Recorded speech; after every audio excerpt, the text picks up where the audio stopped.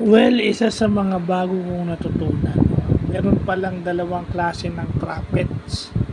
Yung na sinabi ni nung nagmimisa sa Quiapo Church, no, isang Carmelite priest na napakinggan ko ngayon lang. So meron siya sinasabing courtesan prophet. Yun pala yung mga prophet na nagga-guide sa mga kings ng Israel. Diba si Prophet Nathan, Prophet Samuel, yan.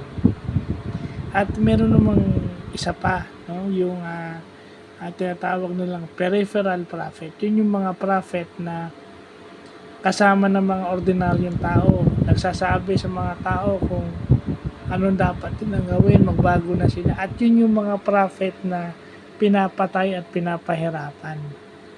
No? Example ko na lang dyan si John a Baptist, di ba?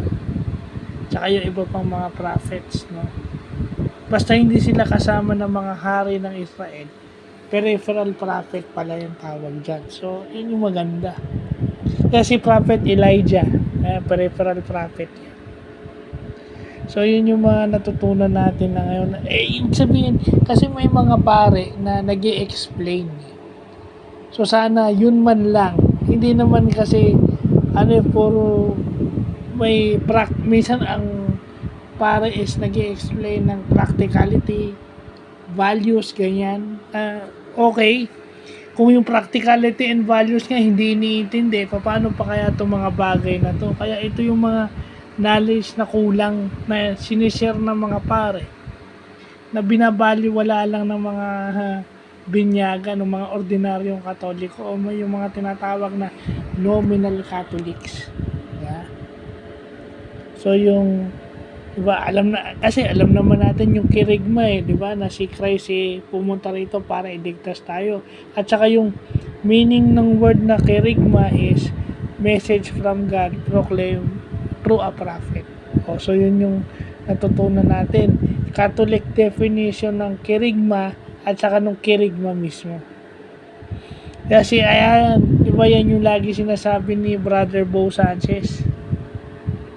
Isang kilalang parang preacher, di ba? Isa siyang well-known entrepreneur and preacher. Diba? So, yun. Yun yung mga natutunan natin ngayon na magandang matutunan ngayong araw. Kahit na inaatake ako ng gout, at least pinagpapasalamat ko sa Diyos na ibig sabihin, kasi yun na napapansin ko every time na may gout ako, no? Every time na hindi ako makatayo or limited yung movement ko, sa ilang beses ko inaatake ng gout, nadagdagan naman yung alam ko cognitively and spiritually parati. So yun lang po.